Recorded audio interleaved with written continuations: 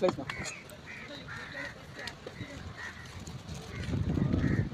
Rice ரொம்ப மெலிசா போடாதுண்ணா, நார்மலாக போடல அந்த மாதிரி போடணும். மெதுவாக போடுறது.